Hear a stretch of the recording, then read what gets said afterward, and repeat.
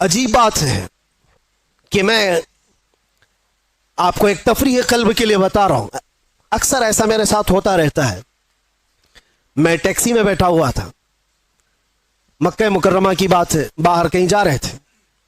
جو بیٹھا ہوا آدمی تھا, میں تو نارمل لباس میں, اکثر سادے لباس میں, تو انہوں نے پوچھا چلاتے چلاتے, کہا کہ بھائی صاحب آپ کی شکل مفتی سلمان اظہری سے ملتی جلتی ہے. میں نے کہا کون ہے وہ؟ انہوں نے کہا نہیں جانتے ہو آپ کہاں سے ہو؟ ہندوستان سے ہو, نہیں جانتے ہو آپ؟ السلام علیکم. آج کی ویڈیو بہت ہی اچھی ہے. مفتی سلمان اظہری کو سادے لباس میں دیکھ کر ایک ٹیکسی ڈرائیور انہیں پہچان نہیں پاتا ہے اور ان سے جو بحث بازی کرتا ہے. تو ویڈیو کو لاسٹ تک دیکھیے, اور ویڈیو اچھی لگے تو لائک شیئر کر دیجئے. کہ میں آپ کو ایک تفریح قلب کے لیے بتا رہا ہوں. اکثر ایسا میرے ساتھ ہوتا رہتا ہے. میں ٹیکسی میں بیٹھا ہوا تھا, مکہ مکرمہ کی بات ہے, باہر کہیں جا رہے تھے. جو بیٹھا ہوا آدمی تھا, میں تو نارمل لباس میں, اکثر سادے لباس میں, تو انہوں نے پوچھا چلاتے چلاتے, کہا کہ بھائی صاحب آپ کی شکل مفتی سلمان اظہری سے ملتی جلتی ہے. میں نے کہا کون ہے وہ؟ انہوں نے کہا نہیں جانتے ہو آپ کہاں سے ہو؟ ہندوستان سے ہو, نہیں جانتے ہو آپ؟ میں نے کہا نہیں, بتاؤ تو کون ہے. پھر وہ بتانے لگا ایسے ہیں ویسے ہیں, بڑے ہیں, عالم ہیں, وہ ہے, تعریف. میں نے کہا بھائی وہ تو بھڑکاؤ مولانا تو نہیں آپ بول رہے ہو, ان کی بات کر رہے ہو؟ وہ غصے میں آ گیا, تل ملایا, کہا توبہ کرو نہیں تو ٹیکسی سے اتر جاؤ. میں نے کہا بات کیا ہے؟ کہا کہ کیوں ایک عالم کی تم توہین کرتے ہو, آپ کیوں ایسا بولتے ہو ان کو؟ میں نے کہا وہی نا جو جیل گئے تھے ابھی. انہوں نے کہا ہاں گئے تو تھے. تو کہا پھر اسی لیے میں ڈرتا ہوں ایسے مولانا لوگوں سے. میں نے کہا میں ڈرتا ہوں ایسے لوگوں. تو بیچارہ ٹیکسی سائیڈ میں لگا دیا اور کہا تم اتر جاؤ بھائی. میں ایسے آدمی کو نہیں بٹھاتا, میں نہیں بٹھاتا, آپ ادھر جاؤ, آپ توہین کرتے ہو علماء کی. میں نے کہا چلو معاف کرو, یہ ٹاپک چھوڑ دو, دوسری بات کرو. پھر وہ یوٹیوب کھول کر کے دکھانے لگے, یہ دیکھو, یہ سنو, حق بات کہا ہے, ظالموں نے پکڑا ہے, فلاں فلاں ساری چیزیں بیان, خاموشی سے سنتے رہے. میں یہ بات کیوں کہہ رہا ہوں آپ کو؟ کوئی لطیفہ نہیں ہے. مجھے ریئلائز ہوا, احساس ہوا. بعد میں اترنے سے پہلے اس نے کہا کہ بھائی ایک بات میں آپ کو بتاتا ہوں, یہ مولانا کی تقریر میں سنتا ہوں, میں ہوں اہل حدیث جماعت سے, لیکن یہ مولانا بریلوی مکتب فکر سے ہے, لیکن بات کرتا ہے محمد رسول اللہ کی. اور یہاں آ کر کے ہم کچھ نہیں دیکھتے, ہم تو اپنی جان بھی قربان کرتے. ہم اتر آئے, اس دن یہ احساس ہوا, اس نام پر اللہ نے اتنی طاقت رکھی ہے, ہر انسان نام محمد پر جمع ہوتا ہے, ہر مسلمان آ جاتا ہے.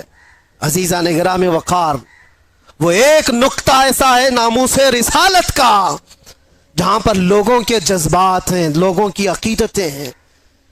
مجھے آج اس ٹاپک پر بات نہیں کرنا ہے کہ کون کس مکتبہ فکر سے اور کیا تھا, لیکن ہم نے یہ محسوس کیا ہے دنیا کے چپے چپے اور کونے کونے سے اگر لوگوں کے دلوں میں ہمارے لیے کوئی جذبہ موجود ہے تو وہ ہماری زبان کا کمال نہیں, یہ نسبت مصطفیٰ کا کمال ہے, رسول کریم صلی اللہ تعالی علیہ وسلم کے قدموں کا کمال ہے.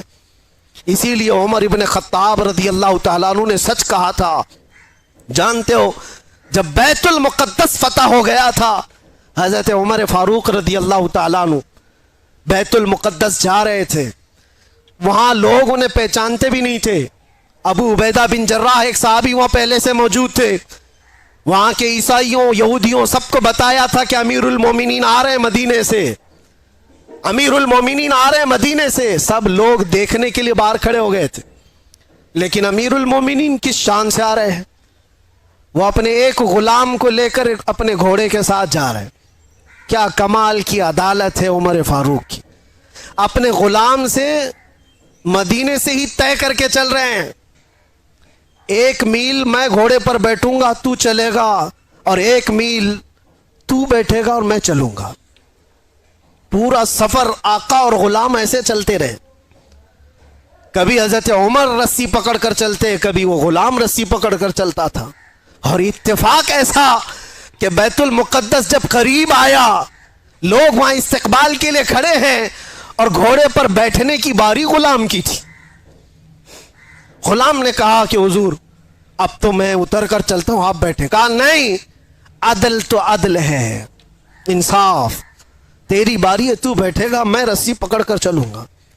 رسی پکڑ کر چل رہے ہیں, اور لوگوں میں ایک نعرہ لگا کہ امیر المومنین آ گئے.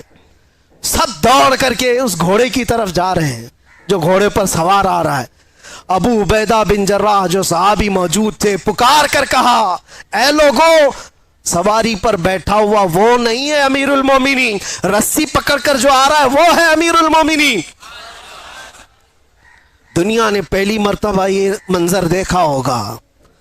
کہاں ہے وہ لینڈ کروزر والے لیڈر لوگ, کہاں ہے وہ جو رسول پاک صلی اللہ تعالی علیہ وسلم کے ان جانشینوں کی مثال لا کر کے دکھا دے. اسی لیے ہمارے ہندوستان میں ہی آپ کو میں کیا بتاؤں, مثال کے طور پر موہن داس کرم چند گاندھی جی, گاندھی کے یہ الفاظ ہیں, کہا کہ میں نے تاریخ پڑھا ہے, اگر لوگوں کو سیاست کرنے کے لیے, حکومت کرنے کے لیے میں کوئی مثال دے سکتا ہوں تو وہ ابو بکر اور عمر کی دے سکتا ہوں. لوگوں نے اس چیز کو ایکسپٹ کیا ہے, احساس کیا ہے.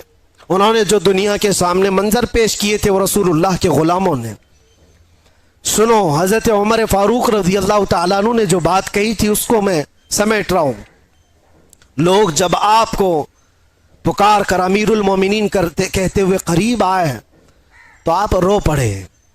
یہ وہ وقت تھا حضرت عمر کا جب پورا عرب جو آج ہے, سعودی عرب جس کو کہتے ہیں, یہ عرب تھا, صرف عرب تھا, سعودی بعد میں بنا ہے. حجاز اور نجد 2 علاقے تھے اور دونوں ملا کر کے عرب تھا. پھر یمن, پھر عراق, پھر ملک شام, اور پھر فلسطین, پھر مصر.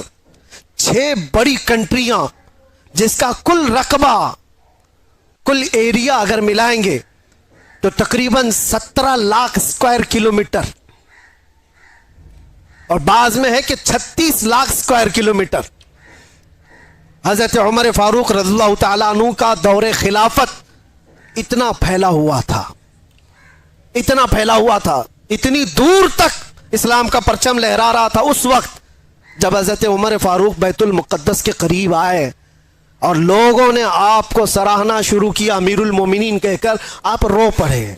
اور اس کے بعد ایک تاریخی جملہ انہوں نے کہا تھا جو ہم سب کا بھی ہونا چاہیے, ہم سب کے لیے. آج میرا ٹاپک یہی ہے. حضرت عمر کھڑے ہو کر کے کہتے لوگوں سے, اے لوگوں سنو, آج تم میرے نام کے نعرے لگا رہے ہو, میں اپنی حیثیت بتاتا ہوں, میری حقیقت بتاتا ہوں. میرا نام عمر ہے, میرے باپ کا نام خطاب ہے, میں خطاب کا بیٹا عمر ہوں. بچپن میں مجھ سے 2 بکریاں نہیں سنبھالی جاتی تھی.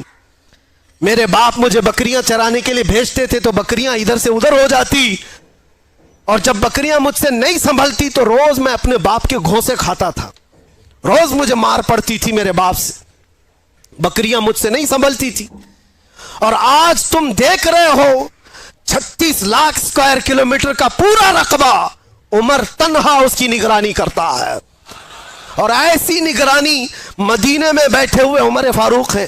ملک شام کا ایک واقعہ میں آپ کو بتا رہا ہوں. ملک شام مدینے سے ہزاروں کلومیٹر دور, ملک شام میں بیٹھی ہوئی ایک خاتون رات کو اپنی بیٹی سے کہتی ہے, دودھ میں پانی ملا کر کے بیچو تو تھوڑا زیادہ ہو جائے گا.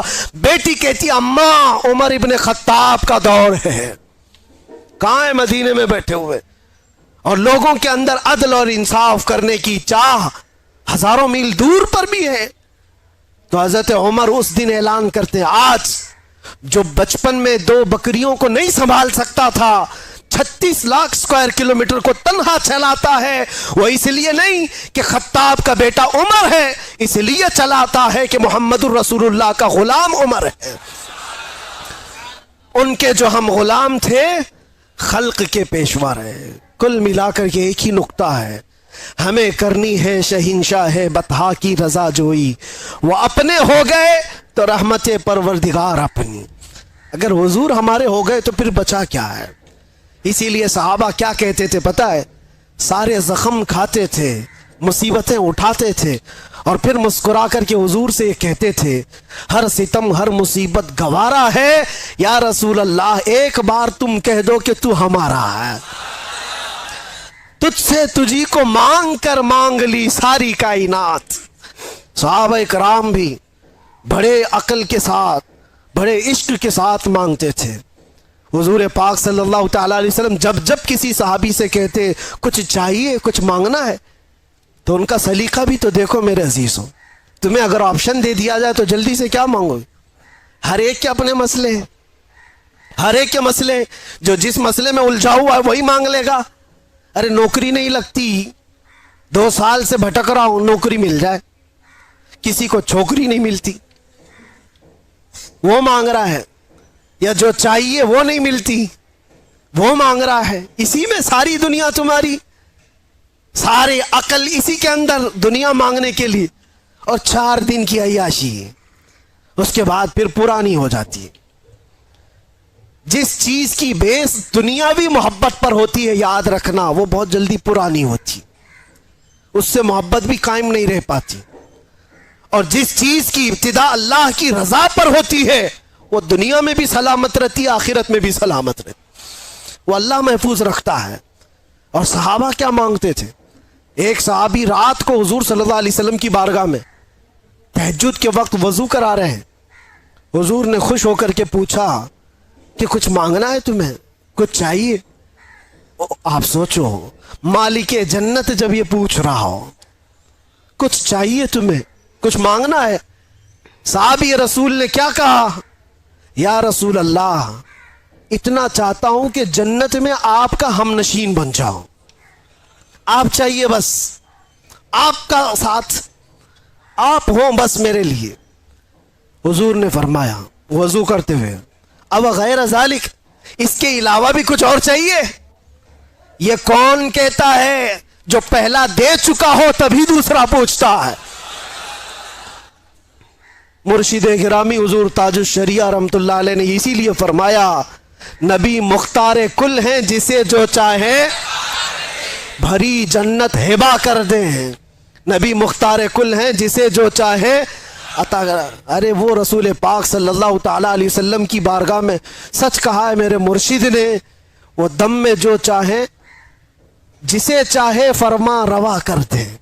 حضور پاک صلی اللہ تعالی علیہ وسلم کی بارگاہ کے متعلق یہ کہا، سنو حضور نے دوسری بار کہا کچھ اور چاہیے؟